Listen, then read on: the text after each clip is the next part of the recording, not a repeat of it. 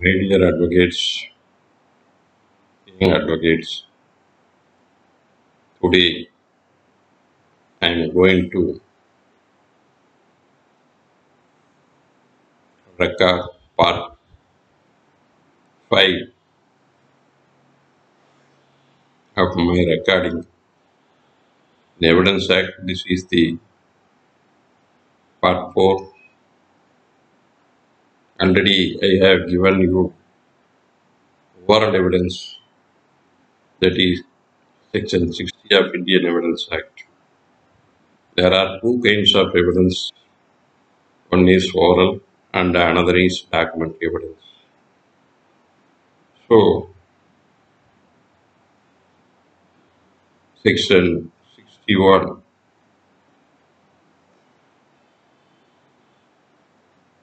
2, I will tell you later. Some of the 61 onwards, how a document can be proved under various sections, what are the documents, how it is produced, how it is proved, various documents are there. Each document has separate proof and separate sections. Certain sections for will, there are numerous sections are there, how to prove a will. So, a document evidence, how can be proved before the court? That is the chapter 5, document evidence என்று வரையறை செய்யப்பட்டுள்ளது. So வாய்மொழி சாட்சியத்தை பார்த்துவிட்டோம். இந்த வகுப்பு என்னை பொறுத்தளவு 5வது வீடியோ பதிவு, சாட்சி சட்டத்தில் 4வது வீடியோ பதிவாகும். இதற்கு முந்தனைய பதிவில் வாய்மொழி சாட்சியம் செக்ஷன் பிரிவு 60 சாட்சிய சட்டத்தில் கூறியுள்ளதை பற்றி பதிவு செய்துள்ளேன். தற்பொழுது 61 பிரிவு வரும் செக்ஷன்களில் ஆவண சாட்சியத்தை எப்படி நீதிமன்றத்தில் நிரூபிக்க முடியும், ஒரு டாக்குமெண்ட் இருக்குது, அதை கொண்டு என்னென்ன டாக்குமெண்ட்டுக்கு என்ன மாதிரி சாட்சியம் அளிக்க வேண்டும், எப்படி டாக்குமெண்ட் இருந்தால் அதை நீதிமன்றம் ஏற்க வேண்டும், எதையெல்லாம் டாக்குமெண்ட் சில நேரங்களில் அந்த ஆவணத்தை நீதிமன்றத்தில் அந்த வழக்காடி சார்பாக குறியீடு செய்தாலே போதுமானது என்றுள்ளது. சிலதை பொறுத்தளவு நிரூபிக்க வாய்மொழி சாட்சியம் தேவைப்படுகிறது. சிலருக்கு பிற சாட்சியங்களை போட்டு விசாரித்து அதன் மூலம் நிரூபிக்க வேண்டும் என்றும் பல்வேறு வகையான பிரிவுகளில் எந்தெந்த ஆவணங்களை எப்படி நிரூபிக்க வேண்டும் என்பதால் அத்தியாயம் 5 சாட்சிய சட்டத்தில் கூறப்பட்டுள்ளது. இது முதலில் வந்திருந்தால் முதலில் அந்த வரையறை அத்தியாயத்தை அடுத்த உடனேயே சாட்சியம் என்றால் என்ன, வாய்மொழி சாட்சியம், ஆவண சாட்சியம் என்று அடுத்து குறிப்பிட்டிருக்க வேண்டும். ஆனால் வேறு சாப்டரை வைத்து அதை குழப்பி இந்த 60, 61 4-5 வைத்துள்ளார்கள். முதலில் வைக்க வேண்டிய அத்தியாயத்தை இடையில் சொல்லி நம்மை குழப்புவதற்காக இது ஒரு வகையான ஆங்கிலேயர்களால் கையாளப்பட்ட ஒரு தந்திரம் என்று சொன்னால் மிகையாகாது. ஆகவே சாட்சி சட்டத்தை பார்க்கும் பொழுது அது ஒரு ட்ரை சப்ஜெக்ட் மாதிரி தெரிகிறது. அப்படி இல்லை. சாட்சி சட்டத்தை இப்படி படித்தால் அது எளிமையாக இருக்கும். சாட்சி என்பது நீதிமன்றத்தால் 2 வகையாக பிரிக்கப்பட்டுள்ளது. ஒன்று வாய்மொழி சாட்சியம், ஆவண சாட்சியம்.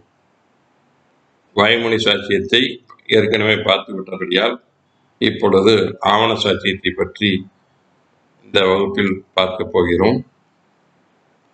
Now I am going to read section 61. Proof of contents of the document. Contents of the document may be proved either by primary or secondary evidence. ஒரு ஆவணத்தில் உள்ள சங்கதிகள், கண்டென்ட்ஸ், அதில் உள்ள சரத்துக்களை நிரூபிக்க வேண்டுமானால் அந்த ஆவணத்தை முதல் நிலை ஆவணம் அல்லது இரண்டாம் நிலை ஆவணத்தை நீதிமன்றத்தில் தாக்கல் செய்ய வேண்டும். ஆவணத்தை தாக்கல் செய்யாமல் அந்த ஆவணத்தில் உள்ள சரத்துக்களை, இப்போ என்னிடம் ஒரு ஆவணம் உள்ளது என்று சொன்னால் அந்த ஆவணத்தின் அசலையோ அல்லது நகலையோ நான் நீதிமன்றத்தில் தாக்கல் செய்தால் மட்டுமே அந்த ஆவணத்தில் உள்ள சரத்துக்களை நீதிமன்றம் பரிசீலனை செய்ய முடியும். ஆகவே a document which is to be proved must be produced and marked as evidence in the trial by the party to prove his case. Who wants to substantiate his case? He pleaded something that I have this type of documents to substantiate my case. These are the documents. Suppose, for example, you entered into an agreement with the other party. There is a sale agreement. Without producing the sale agreement, how can court can come to a conclusion that there is an agreement?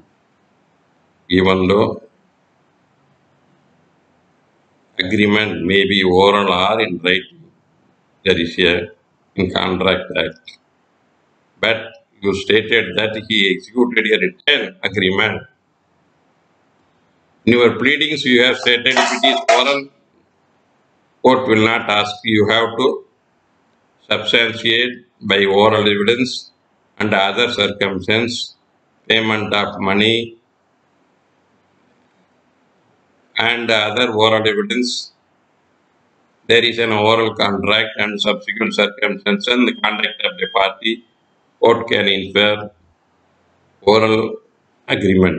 But when you pleaded that there is an agreement entered in writing in your pleadings, you have to produce the written agreement. Then only the contents of the written agreement can be perused by the court and there is a reality in the agreement and the court can come to a conclusion there is an agreement. Proving of agreement is entirely different. Without producing the written agreement, you cannot substantiate your case. So, if you obtained a sale deed from some third party by which you become a owner of the suit property, when sale deed is executed in favor of you by way of purchase of the suit property through sale deed, you became owner of the suit property. Then, to prove the ownership, if there is a pleading, I have purchased through the sale deed, hence I am the owner of the suit property, then you have to produce the sale deed. Another example, a party borrowed a sum of rupees 5,000 and executed a pronote in favor of me.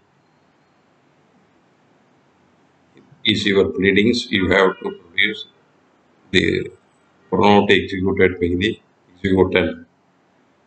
Without producing the pronote, you cannot prove your case. When there is your pleadings is like that, I have documentary evidence, that is my pleadings. I have been in possession of this food property ever since of the purchase of the property. We pleaded. So you have to, when you have purchased the property, where is the sale deed available? So in order to substantiate, you have to produce the sale deed. Suppose a property is owned by co-owners by ancestral way without partition, all the co-owners are enjoying. If needed, you have to produce the revenue record to substantiate co-ownership of this wood property. Therefore, when you plead, there is a document to substantiate your pleadings. You have to produce the original document. Unless otherwise, he is in the custody of the opposite party. Suppose a sale deed or whatever it is. When there are two owners are there. There are two owners are there. Partition had taken place prior to coming into them. That is, the father and his grandfather entered into a partition by which the partition took place. You pleaded. Suppose the father had two sons. One of the son is having original and another son is having the certificate copy. Then the court can accept. It is with the other son primary evidence. It is only certificate copy. I am having only certificate copy. You have to plead and substantiate that the origin is with that other son. So you have to produce the document first. Documentary evidence ஆவண சாட்சியம் என்றால் என்ன என்று நாம் தற்பொழுது பார்த்து கொண்டிருக்கிறோம். ஒரு நபர் விற்கிறை ஒப்பந்தம் போட்டார். நான் இவ்வளவு ரூபாய்க்கு விலை பேசி 10 லட்சம் ரூபாய்க்கு விலை பேசி 5 லட்சம் ரூபாய் முன்பணம் கொடுத்து இருவரும் எழுத்துப்பூர்வமான ஒப்பந்தம் செய்து கொண்டோம் என்று உங்கள் பிராதில் ஒரு வாதுரையாக நீங்கள் எழுதுகின்றால் அந்த ஒப்பந்தத்தை அசல் ஒப்பந்தத்தை நீங்கள் நீதிமன்றத்தில் தாக்கல் செய்தால் மட்டுமே, ஏனெனில் உங்களுடைய வாதுரையில் எழுத்து மூலமான ஒப்பந்தம் செய்து கொண்டுள்ளதாக கூறப்பட்டுள்ள நிலையில் அந்த எழுத்து மூலமான ஒப்பந்தத்தை நீங்கள் நீதிமன்றத்திற்கு தாக்கல் செய்தால் அந்த நீதிமன்றம் அந்த ஒப்பந்தத்தை பரிசீலனை செய்து நீங்கள் அளிக்கும் சாட்சியத்தை வைத்து அது உண்மையா பொய்யா என்பதை முடிவு செய்ய இயலும். ஆகவே அசல் ஆவணத்தை நீங்கள் தாக்கல் செய்ய வேண்டும். அதாவது பிரைமரி எவிடன்ஸ். அசல் ஆவணம் என்பது முதல் நிலை சாட்சியம். இரண்டாம் நிலை சாட்சி என்பது நகல் ஆவணங்களை நீதிமன்றத்தில் தாக்கல் செய்தால் அது இரண்டாம் நிலை ஆவணம், செகண்டரி எவிடன்ஸ் என்று வழங்கப்படுகிறது. ஆகவே ஒரு ஆவணத்தை நீங்கள் நிரூபிக்க வேண்டும் என்றால் உங்கள் வாதுரையில் என்ன ஆவணம் என்று கூறியுள்ளீர்களோ அந்த ஆவணத்தை அசலையோ அல்லது நகலையோ நீங்கள் நீதிமன்றத்தில் தாக்கல் செய்து உங்களுடைய சாட்சியத்தின் பொழுது அதை குறியீடு செய்தால் மட்டுமே அந்த ஆவணத்தை பரிசீலனைக்கு நீதிமன்றம் எடுத்துக்கொண்டு நிரூபிக்கப்படுவதா என்பதை முடிவு செய்ய இயலும். இது முதல் நிலை ஆவணம். இரண்டாம் நிலை, அதாவது செகண்டரி எவிடன்ஸ் என்று சொல்கிறார்கள். முதல் நிலை ஆவணம் என்றால் என்ன? Primary evidence. செக்ஷன் 62. அசல் ஆவணம் என்பது இப்பொழுது ஒரு விற்கிறை ஒப்பந்தத்தை பதிவு செய்கிறோம், அல்லது ஒரு புறநோட் எழுதி கொடுக்கிறார், ஒரு ஒப்பந்தம் போடுகிறோம். ஒரு 20 ரூபா ஸ்டாம்ப் பேப்பரில் வாங்கி இன்னாருக்கு இன்னாரு நாம் பேசி முடிச்சு இவ்வளோ ரூபா 10 லட்ச ரூபா அட்வான்ஸ் கொடுத்து 5 லட்ச ரூபா 10 லட்ச ரூபாய்க்கு பேசி முடிச்சு 5 லட்ச ரூபா அட்வான்ஸ் கொடுத்து 3 மாதத்தில் கிரையம் பண்ணுறதுன்னு எழுதியிருக்கிறாங்க அப்படின்னா அந்த ஆவணம். இல்லது ஒரு சொத்தை நீங்கள் கிரயத்தின் அடிப்படையில் வாங்கி அந்த சொத்தை நீங்கள் நீண்ட காலம் அனுபவித்து வருகிறீர்கள் என்று ஒரு வாதுரை வைத்தானால் எந்த ஆவணத்தில் நீங்கள் கிரயம் பெற்றீர்களோ அந்த அடிப்படையில் நீங்கள் அதன் உரிமையாளர் ஆணையர்கள் என்று வாதுரையில் வைக்கும் பட்சத்தில் அந்த அசல் கிரைய பத்திரத்தை நீதிமன்றத்தில் தாக்கல் செய்தால் மட்டுமே அது முதல் நிலை சாட்சியம் ஆகும். அசல் எந்த ஆவணமும் அசலாக இருக்கும் பட்சத்தில் அதை தாக்கல் செய்வது முதல் நிலை ஆவணம் என்று எடுத்துக்கொள்ள வேண்டும். அந்த முதல் நிலை என்பது பிரைமரி எவிடன்ஸ் என்று கூட தமிழில் அதுக்கு அசல் என்றும் சொல்லலாம், நகல் என்றும் சொல்லலாம். நகல் பிரதிகளை செகண்டரி எவிடன்ஸ் என்றும் அசல் பிரதிகளை பிரைமரி எவிடன்ஸ் என்றும் சொல்கிறோம்.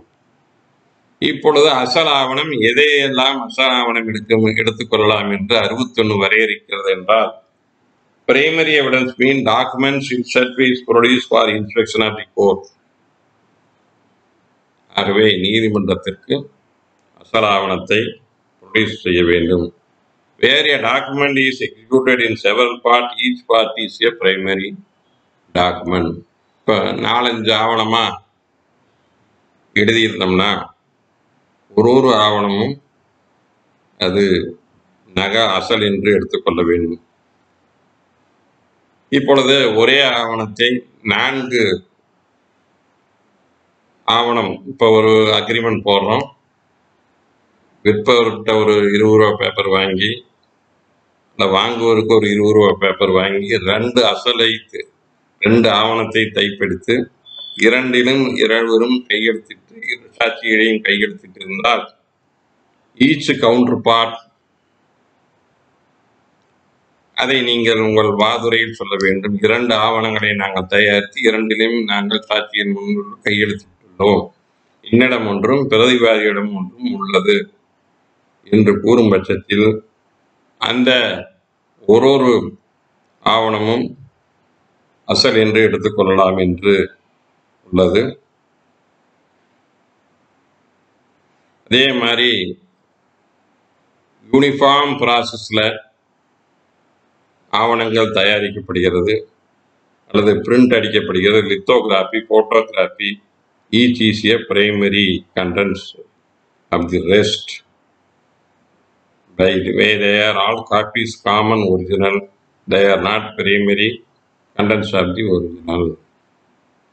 So, these are the primary அசல் ஆவணங்கள் என்பது, பிரைமரி எவிடன்ஸ் என்பது எந்த ஆவணம் நிறைவேற்றப்பட்டதோ. புறநோட் என்றால் அசல் புறநோட்டை நீதிமன்றத்தில் தாக்கல் செய்ய வேண்டும். ஸோ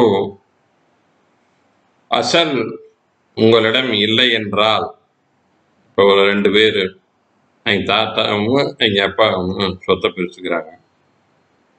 எங்கள் அப்பாவுக்கு 2 பசங்க, எங்கள் அப்பா இறந்துடுறாங்க. இப்போ நீங்கள் ஒரு பையனுக்கு பார்ட்டிஷன் சூட் போடுறீங்க, அதனுடைய அப்பாவும் தாத்தாவும் பிரிச்சுக்கிட்டதனுடைய அசல் பாகப்பிரிவினை பத்திரம் உங்கள் வீட்டில் இன்னொருத்தர் இருக்குது, ஆனால் நீங்கள் கேஸ் போடுறீங்க. இப்போ நீங்கள் அதுக்கு என்ன பண்ணணும்னா, இதில் ரெஜிஸ்டர் ஆஃபீஸில் நகல் எடுத்து செகண்டரி எவிடன்ஸ் தாக்கல் செய்து உங்களுடைய வாதுரையிலேயே என்னுடைய அப்பாவும் தாத்தாவும் பாகப்பிரிவினை செய்து கொண்டார்கள், அதனுடைய அசல் ஆவணம் பிரதிவாணிய சகோதரரிடம் உள்ளது, என்னிடம் நகல் மட்டுமே உள்ளது என்று எழுதி அந்த நகலை நீதிமன்றத்தில் தாக்கல் செய்தால் அதை எடுத்துக்கொள்ளலாம். ஸோ செகண்டரி எவிடன்ஸ், அதாவது நகலை பொறுத்து நகல்கள் அனைத்தும் செகண்டரி எவிடன்ஸாக கருதப்படும். அசல் ஆவணம் மட்டுமே பிரைமரி எவிடன்ஸ் ஆகும். So primary evidence and secondary evidence, டாக்குமெண்டில் அசலை பிரைமரி எவிடன்ஸ் என்றும் அந்த அசலின் உள்ள சரத்துக்களை நிரூபிக்க அந்த அசல் ஆவணத்தையும் நீதிமன்றத்தில் பரிசீலனைக்கு நீங்கள் தாக்கல் செய்து குறியீடு செய்ய வேண்டும். நீங்கள் நீதிமன்ற விசாரணையில் ஒரு அசல் ஆவணத்தையோ எந்த ஆவணத்தையும் குறியீடு செய்யாத ஆவணத்தை நீதிமன்றம் எந்த காலத்திலையும் பரிசீலனைக்கு எடுத்துக்கொள்ளாது. ஆகவே நீங்கள் வழக்கு ஆரம்பத்திலேயே தயாரிக்கும் பொழுது எது அசல் ஆவணம் உள்ளது, எது நகல்கள் உள்ளது என்பதை தெளிவாக குறிப்பிட்டு எதை உங்களுக்கு உங்களுடைய வாழ்வுரைக்கு சாதகமாக உள்ள ஆவணங்களை நீங்கள் உங்கள் பிராதுடன் தாக்கல் செய்து அவைகளை குறியீடு செய்ய வேண்டும். சப்போஸ் வேறொரு நபரிடம் அசல் ஆவணம் ஒரு அரசு அலுவலகத்தில் இந்த இடத்துல இருக்குது, அதை நாங்கள் ட்ரையல் அப்போ விஏஓட்டப்போ இருக்குது, அங்கே இருக்குது, எங்கே இருக்குதுன்னு சொன்னீங்கன்னா அதை நீங்கள் ட்ரையல் அப்போ விசாரிச்சு போட்டு சம்மன் போட்டு கொண்டு வந்து அசலை ப்ரொடியூஸ் பண்ண சொன்னோம். ஸோ உங்களுடைய ஆவண சாட்சியம் என்பது அதே மாதிரி கிரிமினல் ட்ரையல்லையும் அதே தான். அசலாக இருந்தால் மட்டுமே குறியீடு செய்ய அனுமதிக்கப்பட வேண்டும். கிரிமினல் ட்ரையலில் பார்த்தீங்கன்னா நகல்கள் போலீஸ்காரர் எல்லாம் போடுறாங்க, இன்வெஸ்டிகேஷன் நிறைய ஆவணங்கள் தயாரிக்கிறாங்க. இப்போ சப்போஸ் எஃப்ஐஆரே போடுறாங்க, அதே மாதிரி ஒரு புகார் கொடுக்குறார், கையில் எழுதியா அது போலீஸ்காரரை வாங்கி கையெழுத்து போட்டு கொடுக்குறார், வெள்ளை பேப்பரில் எழுதின இதில் புகார் கொடுத்து அந்த புகார் அடிப்படையில் முதல் தகவல் அறிக்கை பதிவு செய்யப்படுகிறது. இது அரசு தரப்பில் நீதிமன்றத்தில் இன்னார் ஆஜராக நான் போய் காவல் நிலையத்தில் ஒரு தகவல் கொடுத்தேன், எழுத்து மூலமான தகவல் கொடுத்தேன்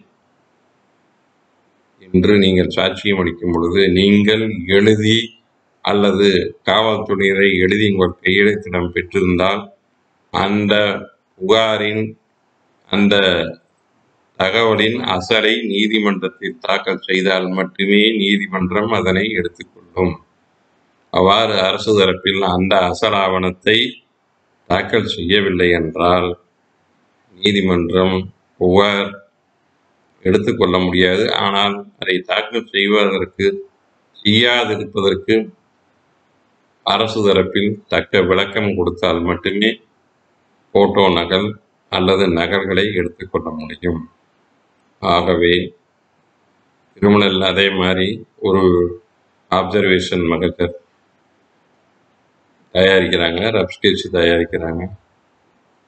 இந்த மாதிரி ஆவணங்கள்லாம் எது புலன் விசாரணையில் எந்தெந்த ஆவணங்கள் தயாரிக்கப்படுகிறதோ அசல் புலனாய்வு அதிகாரியால் அல்லது சில ஆவணங்களை போலி ஆவணம் தயாரிக்கிறார்கள் என்று சொன்னார்கள்.